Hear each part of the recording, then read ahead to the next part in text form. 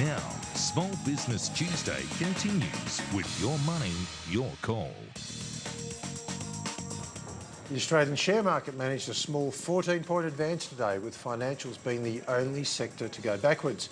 We're now a week out from budget night, a week after budget night, I should say, and with the benefit of hindsight, the market has reacted positively, except notably in banking stocks, which we've heard a lot about today with Mr. ScoMo answering Mr. Henry and having a little bit of a spat there this morning. So hello and welcome to Your Money, Your Call. I'm Ken Bloomfield from Financial Clarity. If you have a question about shares, our phone lines are open on 1300 30 34 35, or if you prefer, you can email us on yourmoney@skynews.com.au. Joining me on the panel tonight is Ben Clark from TMS Capital. Welcome, Ben.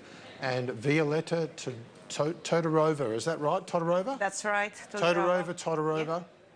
Yeah. Todorova. Thank you, Violetta. And Violetta's from Morgans. So we've got two different approaches here tonight, guys. Do you just want to tell the viewers in 30 or 40 seconds what you actually do day to day and how you view the market? What sort of time frame you tend to use? Violetta, would you like to just explain that? Yeah, sure. So basically, I'm using the price action, and I throw a couple of indicators which shows me where is the momentum. I'm looking at three time frames: short, medium, and long-term time frame. So the short-term time frame is between 1 week to a month. The medium term is between 1 maximum to 6 months, and longer term can last from 6 months up to several years. So I'm looking at the strength of the price action. I'm showing if momentum is confirming, yes, and what's the health of the trend, and I analyze in three time frames simultaneously. So stock can be a buy in the short-term time frame, but a sell in the long-term time frame. Okay. So it adds a lot of value just looking at all those different angles. Fantastic. Thanks, Violetta. That's great. And now, Ben, you've got a slightly different approach. Yep. To the market, a little bit longer term rather than shorter term? Yep, longer term. So I guess our day-to-day job's trying to find businesses. Like, I think the biggest thing that moves share prices long term, short term, I think is almost impossible to predict, but longer term is a rising stream of profits and good management teams. So trying to understand an industry that a company operates in, who's running the company, what the metrics of the company are, what are the threats. I mean, you don't always get it right, of course, but you try and get it more right than wrong. And 51%'s enough, isn't it? Yeah, hopefully. And so, yeah, so businesses that can grow their earnings through economic cycles and market cycles, and ultimately, you know, history tells you that share prices can be inefficient in short-term periods, but over longer-term periods, they'll follow that profit trajectory. Yep. And that's what we sort of focus on. And then, of course, trying to buy those businesses at the right price. Yeah, indeed. Is also probably the harder part, really. Well, it is harder, isn't it? Because usually those businesses that you like in terms of the fundamentals, if you do a SWOT analysis on them, you like the industry they're in, you like, you know, the different components of the business, you like the management, they tend to be that a lot of other people do as well, right? Right. That's the hard part, Ken. But the market can fluctuate between really rating those businesses, or, you know, at the end of last year and the start of the year, a lot of those businesses actually got aggressively sold off. There was a big move out of quality stocks and into the cyclicals. Yep. So sometimes you've got to be patient and just try and teach yourself to wait for the market sometimes to come back to you and not force yourself to buy something. But it's not a precise science. But ultimately, I do think if you're in the higher quality businesses long term, you'll do well. Okay, good. Now, do either of you have much of a view on the market? Probably Violetta, you know, this is a good question for you. The market generally in Australia right at the moment, we had a really good rally, you know, six months up until, you know, a few weeks ago, and then a bit of a pause and you know, tried to get there to 6,000, but looks like it hasn't yet. How do you feel about the market dynamics at the moment? Well, just purely looking at the price action, I don't see any reversal, but the uptrend is clearly slowing down. It's losing momentum. The 6,000 points is a previous key resistance for the index, and as expected, it usually brings initially selling pressure around that level. Yep. We are witnessing that now, and also I'm looking at the relative strength index, which measure the momentum of the market. That is slowing down, which makes me believe that we are either going to correct in price to see further consolidation or to pull back in price just to have a correction. It feels like it will be a correction in price rather than in time. At this point, we are not there yet, but this can start anytime. It looks like the 6,000 level is bringing a lot of sellers. Yeah. And I think it's a matter of weeks just to see the market weakening. How far it will weaken, it's very hard to say. The weekly charts remain bullish, so at this point I would expect a normal, healthy pullback rather than seeing a major top and a start of a downtrend. I'm still very positive, and I would see this potential coming pullback as a good buying opportunity. So there is a support at 57.90. Even if that level is broken, I wouldn't change my positive view over the long term. So in the next couple of weeks, I think we will be presented with such opportunity. Okay, good. Thanks, Violetta. And Ben, I guess, you know, you're looking at things from the bottom up more. Yeah. You know, trying to identify good companies. But, Yep. I mean, if you look at your style, and I guess a bit similar to our style in terms of looking for that quality. Yeah. It was a hard year last year, wasn't it? Yeah. You know, the market was good. Yeah. You know, banking stocks, which we don't have big exposure to, and miners really, you know, they were the go in the last 12 months up Yeah. until maybe a few months ago. How do you feel you're positioned now, particularly in the market generally, and also in the sort of stocks that you're following at the moment? Yeah, I like. Last year was probably the hardest year I reckon I've had since the GFC. You know, it really was amazing, the rotation of money that happened in the market and how brutal it was. It was very quick, wasn't it? Very quick. But a lot of that has reversed this year, and a lot of those stocks have gone back to, in many cases, all-time highs. So it just goes to show, you know, as long as the businesses are doing well, you hopefully don't need to worry too much. I totally agree with Violetta. I think the market looks expensive at these levels. So if you strip out the resource stocks from our market, we're trading on about 17 times forward earnings. That's expensive by our market long-term PE ratio. The S&P 500 hit an all-time high last night. The VIX is trading very close to an all-time low historically. Yep. It just feels to me, particularly looking overseas, like things are just too calm. You know, it's like there's just been no volatility at all for months. And history will tell you that eventually that will end and it will be a correction. But I also agree with Violetta in that I went to an investment conference today where 12 fund managers gave their best buy ideas and spoke about the market. Everyone's bearish. All of those fund managers bearish. That's a bullish sign. Which is very encouraging. It is. I was just going to say that, Yeah, because we yeah. had our investment committee meeting last Friday, and the consensus around the place was that everyone is so bearish. Yep. Generally around the world as well. Yep. We had two guys from London there, and they were saying even in Europe they feel very bearish at the moment. Everyone's sceptic about the American market going higher. Yep. And I just think it's an interesting environment, you know, It is. because it may well be that helps provide the support. Because if everyone's bearish, as we know, they've already, you know, a lot of them have already sold. Yep. And they're in cash, and they're, you know, they'll be waiting to come back off the sidelines. I couldn't agree. And so that's why I think if we do see a correction, which I think we will, there's going to be plenty of buyers. Yeah. Because there's a lot of fund managers sitting on a lot of cash who want to get into the feels market. like that, doesn't it? It does. So it is an interesting market because there's a lot there that I started out by saying that you can make quite a bearish case to the market, but then interest rates they might not go up next year. You know, like so the big conundrum is, what do you do if you go out of the market? You could buy NAB today and still get a 9.4 gross dividend yield. Yeah, it's amazing, isn't it? Or go to 2% in cash. Yeah, You know, and that cash rate might still be the same in another 18 months. Yeah. So, you know, even if NAB has no growth, it Yeah. will do 5 times the return of cash. Yeah, Which is still pretty attractive. It is, isn't it? Yeah. So that's hard. Okay, thank you, guys. We'll go to our first email. We have Harry. Harry asks, just wanted to know your thoughts on Ostwide Bank ABA and Cardno CDD.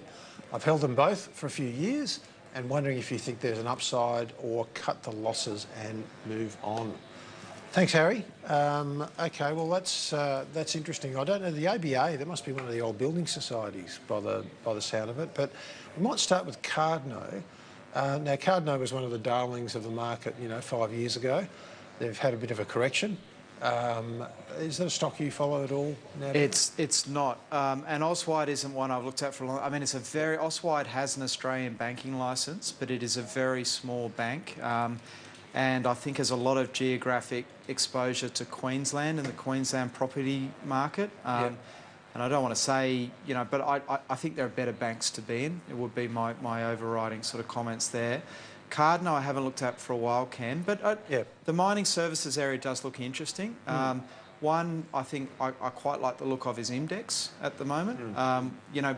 The guys who have gone through the recapitalisation, their balance sheet's now in good order, they're seeing a cyclical upswing and well managed, and so not that we're rushing out and buying stocks in that area, but I do think that there are some interesting businesses to look at. ALS would be another one I think looks pretty interesting. Without sort of saying I don't like Cardno because I haven't looked at it for a while, I do think that there's some interesting stuff going on in mining services, and maybe some other things to have a look at. Yeah, good. Now, Violetta, are either of those stocks from a technical perspective? I'm just looking at the chart of Cardno. I actually don't mind the stock. It's trading in a quite consistent uptrend. It had a very strong run though, and most probably it will take a breather and consolidate, or just have a deeper pullback to around $1.30 and potentially below. But long term, I think it's fine, and if I see below $1.30, I wouldn't mind buying it at all. Okay. But I can't find the chart of ABA, unfortunately. ABA, yeah. So ABA, I think used to be it's very thin. Wide Bay, was it? Is it Wide Bay Building Society. Might have been, yeah. We'll check that out during the break and come back on that one. But it's interesting because the building societies and the second-tier banks should have had a bit of a leg up from obviously this levy that's being applied to the Big Four, plus Macquarie, as everyone's always reminding us, Big Four plus Macquarie, which was a strange decision, but anyway. So we might just have a look at that during the break and come back to it. A lot of those stocks are yielding incredible yields at the moment. Yeah. I still think the banks, if they pull back a bit further, I think would start to look pretty interesting. I think, rule of thumb, if the yields on something like a NAB is getting close to 10%, I just can't see a lot more downside in the share price because I think that yield just becomes attractive. Yeah, and I think it's already priced in that, everyone expects now the dividends to be cut a bit as a result of the levy. So, NAB sort of made the move pretty early in terms of their reserves. They're in a reasonably good position. Not quite as good as ANZ. They're probably number one in terms of their capital adequacy position, but there's not much to do there unless APRA comes out with a new set of regulations, which is always likely. But anyway, we will come back and have a look at ABA after the break. We'll be back with more in just in a minute. If you'd like to speak with our expert panel, call us on 1300 34 35 30. Sorry, 1300 30 34 35. I've said that 1,000 times. Or email us at yourmoney@skynews.com.au.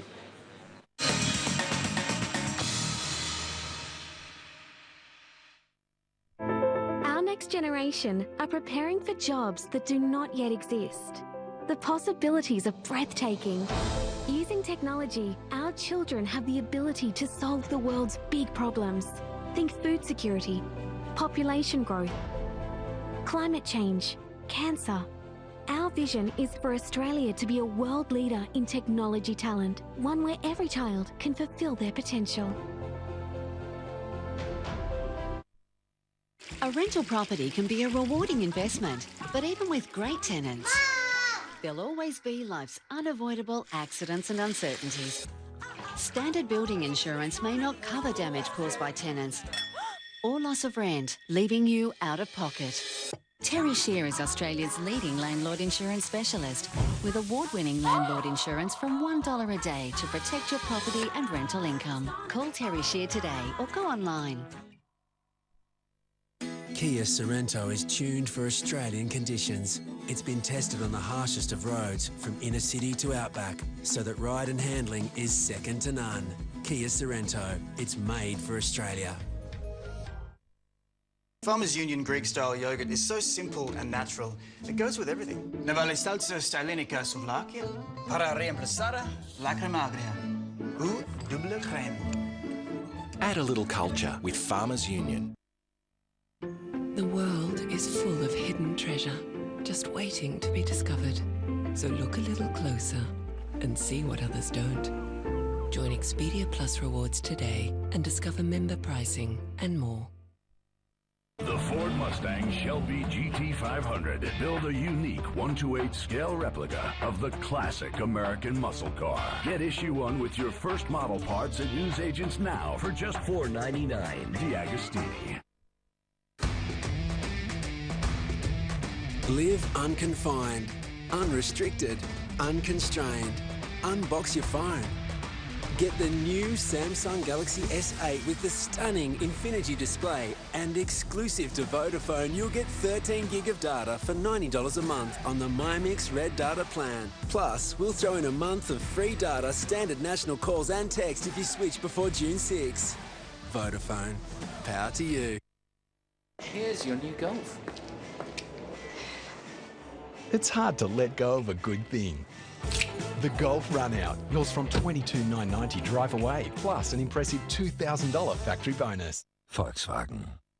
China calls it the project of the century that will add splendour to human civilization. $2 trillion worth of road and rail and all sorts of projects around our neighbours.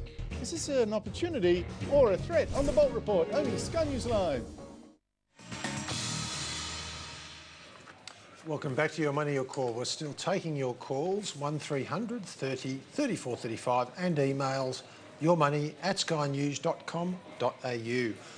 Straight to our first caller, we have Roger. How can we help you tonight, Roger? Thanks, Ken, for taking my call. And I'm interested in 2 stocks. If you can know the view of your panel, it'd be wonderful. One is A2 Milk, A2M.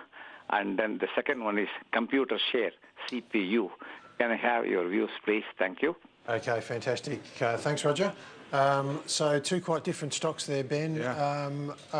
I imagine A2 is not up your alley, or is that sort of stock you have looked at in the past? We actually owned it for... You owned it? Okay. We did for quite a while, but unfortunately sold out of it too early when the Bellamy's fiasco was happening. Okay. So it gave us a bit of safety first. Yeah, and then it just ran. Yeah, it was quite amazing, the different reactions from those 2 different companies being in the same market. Yeah. It just goes to show how important management is, and you know, it is incredible, the disparity in performance, but I think A2's done an amazingly good job in brand recognition, and the really hard part of these businesses is the supply chain, making sure that you've got enough stock but not too much, because you can get stuck very quickly, as we've seen with a couple of the other players. So big tick for management. Stock looks expensive at these levels. You know, that I think there is a bit of a comeback from some of the other brands in the industry. And I'd be probably a bit wary at these prices if the caller's thinking about buying it. Okay. Yeah. Yep. Might go to you via letter on A2, and then we'll come back on CPU. A2M, incredible chart. It's almost vertical, but it is quite overbought at the moment, which means that in the near term the stock is expensive. There is quite good possibility the price will drop below $3, where it will start looking interesting. Long term, I see no change in the direction of the trend. Although it looks expensive, it looks like it can make potentially another leg higher with a price target of $4. So if we time the entries and the exit, it could be a good trade. But I think there is a little bit more room on the upside, although it's quite expensive. Okay, good. Thanks, guys. We'll come back on CPU in a minute. I actually own A2 for clients. We sort of bought in after the Bellamy's issue, but we waited until management clarified their situation. So we're sort of buying in the low 2s. We just took some profits, took half our position out. Small position anyway. This is a more volatile stock for the sort of clients that we manage money for. But we had a small position in it. Half of that's now gone.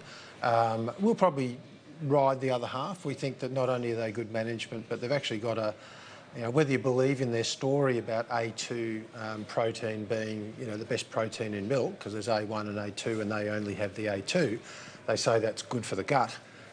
Whether you believe that or not, a lot of people do. And it seems that they're getting some really good marketing traction with My kids love it, Ken. Yeah, I like it too, actually. We have A2 milk and another milk all the time, and I really like the taste of it as well. So, but they're making most of their money, of course, in the baby formula. Yep. And interestingly enough, they don't have a big penetration in China. If you look at their market share, it's less than 2% of the market. We don't realise that the Australian companies, they really have a low market share. So if they do things right, they should be able to keep on growing nicely. Yeah. It's been a great success story. Yeah, and just so well managed. It's been amazing. I think the other big thing is a lot of the Chinese are lactose intolerant. So so that's A2's meant to they'd market that to the Chinese as well, particularly for babies. Yeah, and I'm somewhat lactose intolerant. The A2 seems to help. I couldn't say definitively whether it does or not, but it seems to compared to some of the other milks I've had before. So that's good. Now, Computershare, guys. Violetta, what do you think about Computershare, CPU? Another very good company as well. I mean, great looking chart, very strong uptrend. Short term, the stock looks expensive. It's quite overbought. I'm just looking at the MACD indicator and the RSI indicator, which means that we can see a little bit more weakness in the short term. However, if I see the stock declining before $14, I would be happy to start accumulating. 1550, it's very easily achievable price target over the medium term, so I wouldn't be selling, just buying the dips actually. Okay, and Ben, do you own CPU? We don't, Ken. I do like the look of it though. They had a really good result last August, and they had a good result in February as well. The company's actually had about 3 years where earnings have just gone sideways. There's been no earnings growth at all. Yes. But they seem to, there's a CEO there who's really looking at investing in some of the faster growing parts of the business, taking some cost out. So I think you are going to see some reasonable earnings growth, and it came off a low base a year ago. But the other big thing, of course, is that a rising interest rate environment is a big, big thing for them. QBE and Computershare are the two stocks that are really picked out. It sits on short-term deposits as companies people pay money into trust accounts before it gets passed through to companies. It gets the earnings out of that. So this will be a stock that will be a winner in a rising interest rate environment. Yep, okay. And they've got very large amounts of money sitting there at zero interest rates, which we've had for the last 8 years. Yep. Doesn't earn you a lot at zero, does it? Exactly, yeah. So, okay, good. Thank you for that. We'll move on to our next caller. We have Eddie. Eddie's calling from Byron Bay. Beautiful Byron Bay. Eddie, how can we help you tonight? Yeah, g'day. I just wanted to say first up, I'm only really interested in the fundamentals here, so I'm not interested in hearing about the chart. So perhaps I'd really be interested in Ben's view, and perhaps yours, Ken, on a company that was sort of recently listed called Pioneer Credit. It's in the debt collection game. I'd be really interested in your thoughts, particularly Ben, on Pioneer Credit, if you know anything about them. But also, if you might even just comment on that whole area to invest in debt collection as a whole. So there's, I think, Collection House and Credit Corp as well. My thinking is that if we do come into a bit of tough times over the next year or two as a country in Australia, and that this might not be a bad sort of play. I'd just be very interested in your thoughts.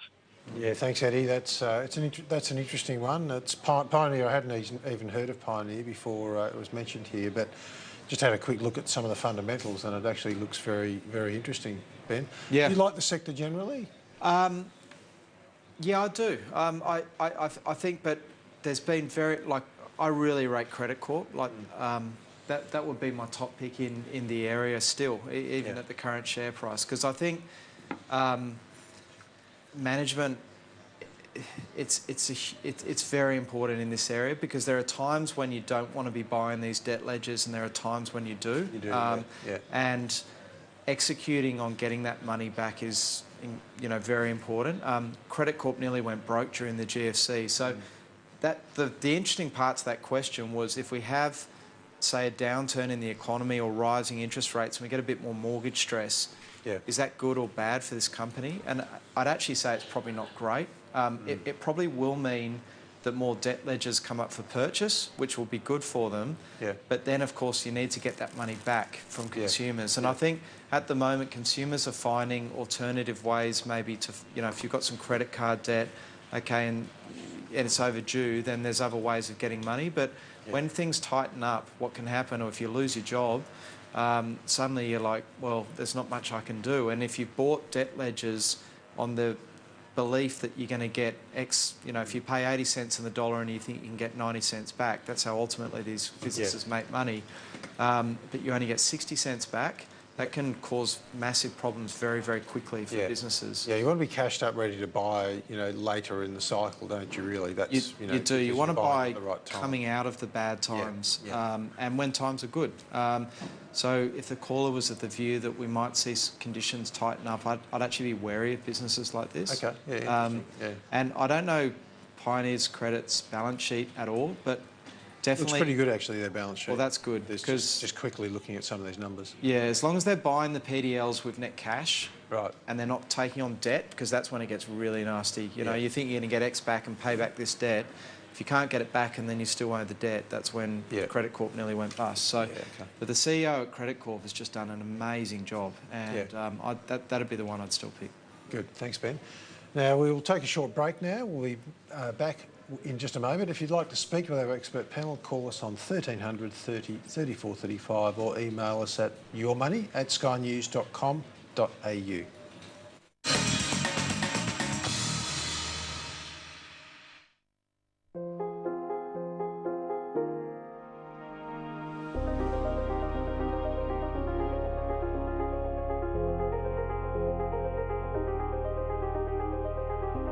We know you've always worked hard for your money.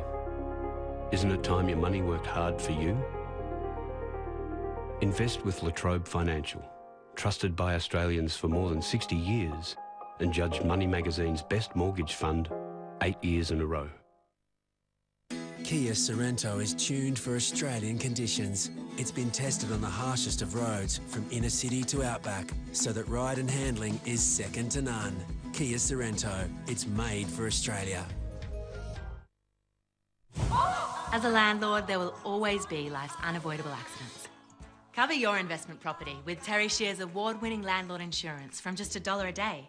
Call Terry Shear, Australia's leading landlord insurance specialist, for a quote. Live unconfined, unrestricted, unconstrained. Unbox your phone.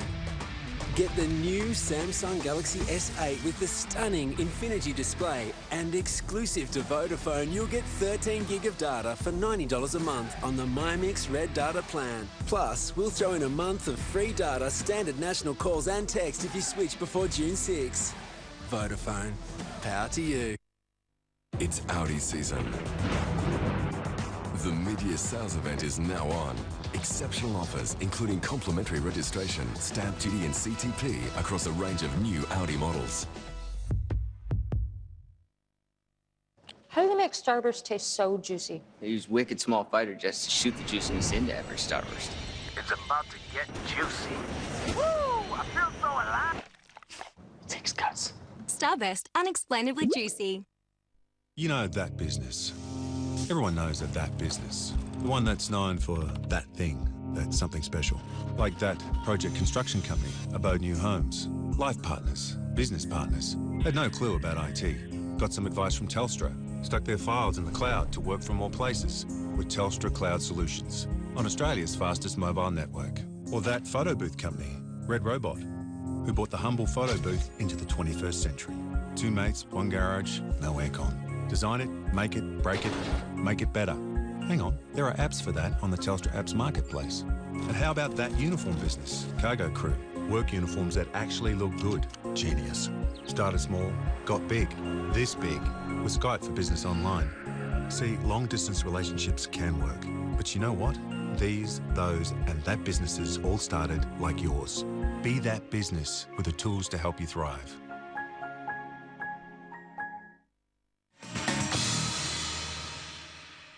Welcome back to the program. Joining me on the panel tonight is Ben Clark from TMS Capital and Violetta Todorova from Morgans.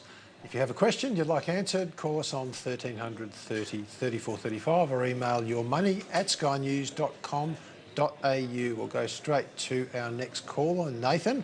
Nathan is calling from Melbourne. How can we help you tonight, Nathan? Hi guys. Also just looking for a fundamental view from Ben on two stocks. Yep. The first one is VTG, Vita Group, which has taken a bit of a hit recently. It has indeed, and yes. The other one is TGA, Thorn Group. Just wondering if I could get a fundamental view and whether they're good value at today's prices. Okay, not a problem, Nathan. A little bit of bottom picking there, guys, in terms of VTG. Now, this is a business that got a lot of coverage for quite a long time and, you know, seemed to be very, very well managed. Yep. Obviously, Telstra's made it difficult for them.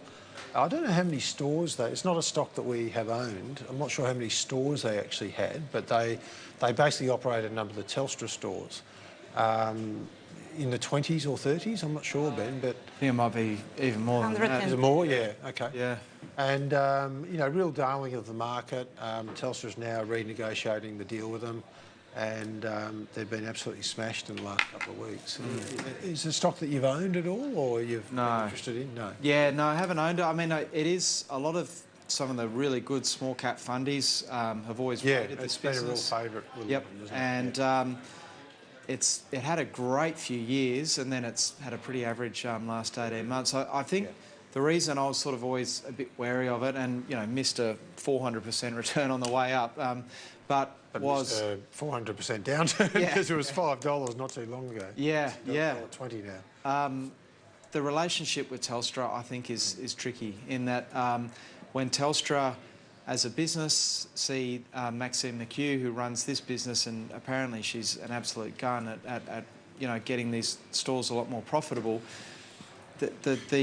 The view is that maybe we're giving away too much here, and that we should, you know, take this back a bit in house. And it's a tricky relationship in that, you know, the evidence has shown that when Telstra is managing those stores, they're nowhere near as profitable. And they don't get as much out of them, and that will be what Vita promotes. So I think it was Nathan was the caller, was it? I don't have a strong view on it, Nathan. I'd say it's probably a hold, but it's not one I'd be looking at buying. I just think there's probably better businesses that got less question marks. And I think the nature of the reorganisation of Telstra and the change in the contracts, it's still yet to be seen exactly what it means to this business. It could be that the market's way overreacted. Yeah. Wouldn't surprise me. It could also be that this gets a lot uglier than it is. And I don't know if we've probably got enough information to... Yeah, it's very difficult, isn't it? It's often better in this sort of situation, I've found, just let the dust settle. Yep. Try to just wait to sort of glean if there's a bit more information. You might miss out on 10 or 20% kick-off. Yep. But if they can clarify exactly what the situation is, and as you say, unfortunately, a lot of these situations tend to go from bad to worse. You know, the first profit downgrade's usually not the last. They usually come in threes, don't they, Ben? Or something like that. In case at least twos. Case of QVE, I think the market didn't like because they didn't provide much clarity for FY18 earnings. Right. And after the massive downgrade they had, this uncertainty, it's just, we've seen the stock really being hammered, so it doesn't look pretty good. It's definitely an avoid, in my view, from fundamental point of view. I like, the thing that will worry me is I don't reckon the management would actually have a view in terms of where FY18 earnings are going to be. Yeah, I think they'd have no idea at the moment, would they? Yeah. So if they don't, how do we as investors have a sort of a view if this stock's still cheap or is it expensive? And I think you're right, Ken. I think when you're seeing legs down like this, because I've seen it in businesses we have owned and it's a horrible experience, I'd just step back if you're thinking about buying and wait for the market the volatility to calm down, the move to calm down, and then reassess what's going on. Yeah. Violetta, what do you think about the other business, TGA Thorn Group? How does it look to you? TGA looks quite oversold. It came to a very important support level, but I don't see an imminent reversal of that downtrend, so it will be just accumulate. It wouldn't be a strong buy. Okay. I technically will like to see first a bottom formed and join an established uptrend, while in the case of Thorn Group, that's not the case. So it might be a little bit early, but yes, the stock looks really cheap here, so accumulate. Okay, good. And Ben, Thorn, any comments? I haven't had a look at Thorn for ages, Ken. You know, I'm pretty sure they own Radio Rentals. That's right, yes. And RR. And I think that's a business that's also sort of struggled in that credit is readily available in the economy at the moment, and people can generally fund purchase. So, you know, fund purchases of these sort of items. We haven't spoken about Amazon on the show, and you know, there's a lot of talk in the market about it. But I think businesses like Amazon are a bit of a threat to a company like this as well. You know, Harvey Norman is under the pump at the moment. JB Hi-Fi was picked out at the Sohn conference last week as one of the hedge fund's top short ideas in the world. A lot of the American hedge fund managers who have seen the carnage that Amazon has caused in America, every time Amazon opens up in a new country, they're looking at shorting ideas in that country. They're looking at the businesses that they've seen what's happened in their own backyard, and we're not as aware, I think, of what is going to happen in our country. And India, Amazon's being rolled into at the moment. And I think that businesses like this are going to be under the pump for some time, even if it's unwarranted, just because I think there'll be plenty of guys looking to sell it. Yeah, I think the other thing too at the moment, I mean, there's some real consumer weakness there that's sort of come through. And it was interesting. I did a piece for clients last week on the housing market, and the thing that struck me about all the graphs that I looked at was how much money is going out of disposable income towards housing now, certainly in Sydney and Melbourne. And I think this is where the consumer's actually finding a little bit of weakness in Sydney and Melbourne, interestingly enough. And everyone's saying, well, it should be in Perth, it should be in Adelaide, it should be in other places. But, you know, 43% of people's disposable income now in Sydney is going towards housing. And that's a real barrier for a lot of other goods in the marketplace. And there's been a lot, you know, it's been very, very weak last few months. And even before Amazon, we're coming downgrade. Seen a lot of downgrades. Looks in the really retail tough cycle. out there. I agree, and it's going to get tougher. And I would say that if you are interested in retail, I mean, we're doing a segue into retail here, but if we are interested in retail, I'd say even, you know, your Coles and your Woolies look the places to be if you wanted retail. Discretionary just doesn't look good. Yeah, I mean, I don't know if we've got time, but a stock we've been buying the last couple of weeks, which, you know, again, go out and do your own research, but is a company called AP Eagers, which is sort of like in the retail space, but it's car yards. So they're the largest dealership operator in the country, run by a bloke called Nick Politis, who's seen as one of the best operators in the industry. And I think there's still people still turning over cars, you know, with the leasing and so that sort of thing. So the share price has been quite weak the last 6 months, and it's trading on 13 times earnings, a 7% yield, owns a lot of property. And Nick Politis has been buying almost every single day the last couple of weeks on market. So, and I think he's worth looking at. So there are opportunities coming up in retail. And I would say I don't see that as a discretionary retail stock. I think people will still... The lesson is during the GFC, people still kept turning cars over. They did, didn't they? Yeah, so there'll be opportunities that present. But... and Amazon aren't selling cars. Anything Amazon doesn't sell is okay. Yeah, I mean, it is worth being aware of. It's you look at what Macy's and Sears and a lot of the retail stocks are reporting in America at the moment. It is a bloodbath over there. And they've had Amazon for years there now. So they have, it seems like it's biting more and more. Maybe we should buy Cube Logistics, which would be a clear beneficiary if Amazon moves here. WiseTech is another interesting one, WTC, which runs an IT platform that all of the logistics players use, DHL, Toll, etc. They've been doing very well too. They'll be winners as well. Yeah, they would be. Good. Well, we'll go on to our next caller. We've got Abe. Abe is also a regular caller. Welcome, Abe. And how can we help you tonight? Thanks, Ken, for taking my call. My pleasure. I'd like to ask the panel about two stocks. One is Oil Search, which seems to be trending between 680 and 750 tops. What is happening with that stock? And secondly, Fortescue Metal. It has lost 40% since it's reached its peak in the $7, and now does the panel feel it's a good buy at these levels? Okay, thanks, Abe. Jet, I might go to you on those, Violetta, because they're certainly, well, one's seems like it's trade ranging, or range trading, and the other's definitely trending, isn't it, Fortescue? Yeah. Well, I will start with Oil Search. Yes, I know it has been frustrating that it's been trading in a range for several months, pretty much tracking the price of oil. We've seen oil trading between $47 and $54 for roughly 4 months. I am very bullish on oil, and I think eventually the resistance of $54 will be broken upwards, which should offer short-term target or a short to medium-term target of 58. Long-term, I believe oil is going to go to $63, so there is a lot of room for oil to move from here.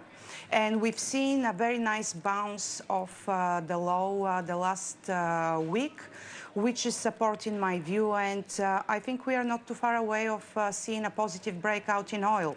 Oil Search, I would be watching the 767.70 resistance. In my view, it's a matter of time to see this level broken on the upside, which would offer a price target of at least $8.50. I wouldn't be selling Oil Search. I think it's a great stock. I have a very high conviction that we'll make money with that name in the next year.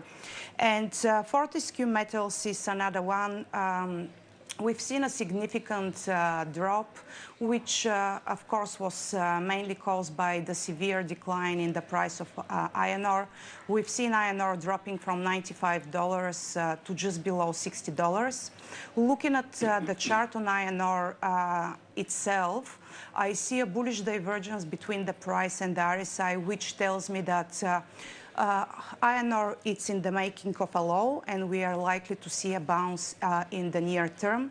My first target on iron ore would be around $80. Long term, I remain positive, and we can see it around $95, even $100 in the next couple of years. So I see this current weakness in iron ore as a good buying opportunity. With Fortescue Metals, we've seen a break below $5. I don't have a buy signal on the chart right now. Therefore, for me, Fortescue is in accumulate territory. If we see the stock drop into around 450, I wouldn't hesitate. I would be pulling the trigger and buying. It's a deeper than ideal pullback, but it's driven by the deep correction in the underlying commodity. So I am getting very close to updating Fortescue Metal at Morgan's on a buy as well.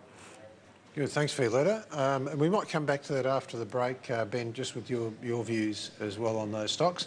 But for the moment, we'll take a short break. We'll be back with just in a moment. And if you'd like to speak with us, please call us 1300 30 34 35, or if you are a bit shy, email yourmoney@skynews.com.au. Our next generation are preparing for jobs that do not yet exist. The possibilities are breathtaking. Using technology, our children have the ability to solve the world's big problems. Think food security, population growth, climate change, cancer. Our vision is for Australia to be a world leader in technology talent, one where every child can fulfil their potential. Kia Sorrento is tuned for Australian conditions. It's been tested on the harshest of roads, from inner city to outback, so that ride and handling is second to none. Kia Sorrento, it's made for Australia. I want to create your holiday as if it were my own. I want the A-list treatment. I want to feel the sand between my toes. I want the freedom to explore my way. I want to see this great country of ours. Whatever you want, we can create your dream holiday. Escape Travel, tailor-made. Live unconfined, unrestricted, unconstrained. Unbox your phone. Get the new Samsung Galaxy S8 with the stunning Infinity display, and exclusive to Vodafone, you'll get 13 gig of data for $90 a month on the MyMix Red Data plan. Plus, we'll throw in a month of free data, standard national calls and text if you switch before June 6. Vodafone, power to you. Here's your new Golf. It's hard to let go of a good thing. The Golf Run Out, yours from $22,990 drive away, plus an impressive $2,000 factory bonus. Volkswagen. It takes a unique perspective to see the whole picture. Chartered accountants help businesses to seize opportunities, prepare for future challenges, and grow industries that can contribute to healthier economies. Choose a chartered accountant. Soon you'll experience magic you can only have imagined. And the things you love most come to life before your very eyes. That's why we're building a new kind of network, so you can thrive. A rental property can be a rewarding investment, but even with great tenants, there'll always be life's unavoidable accidents and uncertainties. Standard building insurance may not cover damage caused by tenants or loss of rent, leaving you out of pocket. Terry Shear is Australia's leading landlord insurance specialist, with award-winning landlord insurance from $1 a day to protect your property and rental income. Call Terry Shear today or go online. Welcome back to the show. Our phone lines are now closed. If you have a question you'd like answered, you can email us on yourmoney@skynews.com.au. But we do have Maria on the line. Maria is calling a ride just down the road here. Can we help? How can we help you tonight, Maria? Hi. Love your show. Thank you. I'd like to talk about CSR and AMP, thanks. Okay, was that CSR, Maria, or CSL? No, CSR. CSR, okay, good. So CSR and AMP. Ben, do you like either of those stocks? Okay, AMP would be like my most disliked stock in the blue chip area of our market. I actually think it could do okay over the next month because it's got a big on-market buyback that it's running at the moment. It's quite aggressively buying back its own shares. Yeah, and it's very oversold, you would think. Yeah, we've seen this before, haven't we? We've seen it before. I still think the long-term outlook is not great for AMP. Structurally, they're very challenged, aren't they? They are. Certainly on the financial we hear side. a lot of planners are moving on from AMP at the moment, and that's a real worry. It's another worry for them. Well, I know, being a planner myself, you know, the industry really is bifurcating away from the big boys. Yep. And quite a few people are either getting licences or joining independents. Yep. And there's a strong trend started. And it's going to be interesting too with the banks as well, where the banks end up having to get rid of their financial services side of things, or their distribution network, as they call them. Yes. Advisors, I should say. Advisors, yeah. And the CSR, well, that's an interesting one. I mean, they had an earnings update, I'm pretty sure, a week or so ago, which looks sort of bang in line with expectations. Yeah, they got sold down. The share price got hammered. Solidly, didn't it? And I think that's a case of, better to travel than to arrive. There was probably expectations of an upgrade, or, with the very strong construction markets that we're seeing on the East Coast at the moment. So for me, CSR is not a stock I would be going into at this stage of the building cycle. It's very cyclical, and it's also one of the it's something that can have great years and then it can have horrible years, and it's had a couple of really good years. So if I was buying at the moment in the building cycle, Brickworks would be my top pick. I was actually reading in the Fin today that brick prices are up 33% in the last 9 months. Is that right? Yeah, and I went to their AGM, and Soul Patts is trading an all-time high at the moment. WH Soul Patterson. They own a lot of those shares, of course. That's good for them. And then Lindsay Partridge, the CEO, was saying that they won like 36 tenders in the last 6 months before the AGM. They had 70 tenders out, and he said if we win half of those, we're going to have to start importing bricks for the first time in this company's history. Wow. And they've been around for nearly a century, I think, or 60 or 70 years. Yeah. From Spain. They'll be importing bricks from Spain. Gee. So there's still, I think, quite a lot of building construction that is going to happen. So that's the one I'd be going for. Dulux we also quite like, but it doesn't look cheap anymore. No, Dulux is a stock we're in. We've taken a half our position out just about a month ago, or actually 2 or 3 weeks ago. But it's a quality stock, isn't it? It's a great business. That, you could sort of sit in there long term and. Yep. And even if there is their house every 7 years. Yep, agreed. Violetta, what do you think of those two stocks, either CSR or AMP? CSR. Let's start with CSR. I don't like the gap down that we've seen last week, Maria. Short term, the stock looks cheap. It retraced close to key support of around $4.10. I believe we will see buying support arising around that level, and most probably we will see a bounce to around 470, maximum 480, where the selling pressure is likely to arise.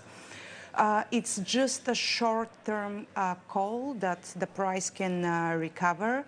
But generally speaking, I would personally be very reluctant to buy stocks after such a gap. At best, for the next few months, it will trade sideways rather than reaching new highs. So it's not a stock I would be pursuing over the long term. It would be just if you want to buy a trading call with a price target of around 480, where I would be looking to get out. Or if you hold the stock, again, if it reaches that level, I would be looking to get out if you own it. And with AMP, my view is very similar to Ben. I don't see a reversal. The stock has been trading in a recovery mode, but 550 is a significant resistance for the stock. And it might be difficult to trade above that level. Even if it manages to break it, I'm not expecting to see significantly higher prices. So at best, I would rate it a call. I wouldn't be pursuing it. Okay, good. Thanks, guys. We might just actually go back for a minute, right back to Abe before the break, because we sort of got cut off there. Anything you'd like to say about Allsearch or Fortescue? Ben? Yeah, well, look, in answer to Abe's question, like one thing you need to look at when a gas producer is what's the production profile looking like? So are they going to be producing more and more and more gas? And what are they going to be selling it for? And the reason it's just been range bound is pretty simple. The production's been pretty flat over the last year, and it will be for the next couple of years. And the oil price is really just range traded as well. So there shouldn't be any reason that stock should run too hard, I wouldn't have thought. So the one I really like in that sector's Origin. And I like that because I think there's a new CEO in there who's really making rapid progress at cleaning up the balance sheet. It interests me that in a range-bound oil price environment, the stock's actually been pushing higher and higher. They're about to float off this mid-cap energy producer, which will free up another 1.5 billion. And to me, Origin's just going through what the BHP, Rio and Fortescue's went through 3 years ago when the iron ore price carked it, and it gave them a massive fright. They had to get their balance sheets back in order, went back to being good at what they're good at. Yeah. And of course, the other thing is, if you look at AGL, it's been a great performer, and Origin has got a huge retailing and distribution business, which really should have done as well as AGL. So I still think there's reasons to be keen on that one. Yeah, good. Okay. Well, look, I'll back that up. Origin's the stock we owned in the sector. We got the stock when it was down below $7 just a few months ago. And, there's a lot of pricing pressure in the domestic market as well, of course. So, it should be very good for Origin as well. but that's the one we like. And I think on the oil side, oil I think is just really working hard, forming a really good base now. We just went through the worldwide numbers in some detail last Friday, and we actually share a very similar view coming at it from a fundamental rather than a technical perspective. We think that oil should be back within 12 to 18 months, around about $60. And at $60, whether you own Oil Search or whether you own Woodside or whether it's Origin, it should be pretty good. Yeah. So that looks pretty good on the oil side, but that's all we have time for today. So thanks very much to our guest, Ben Clark from TMS Capital and Violetta Todorova from Morgans. I finally got it right the last time. You did, Ken. There, You did. Well done. So thank you very much, guys, for joining us. And to you, our viewers, for all your calls and your emails. If you missed any of the show, want to listen again or catch up on any of the program, go to our favourite podcast platform and search for Sky News, Your Money, Your Call. Until next time, I'm Ken Bloomfield from Financial Clarity. Thanks for your company. The information featured in this program is general in nature and therefore should not be relied upon. Guests appearing on the program may have commercial arrangements with some of the companies mentioned. Before making any investment, insurance or financial planning decisions, you should consult a licensed professional who can advise whether your decision is appropriate for you.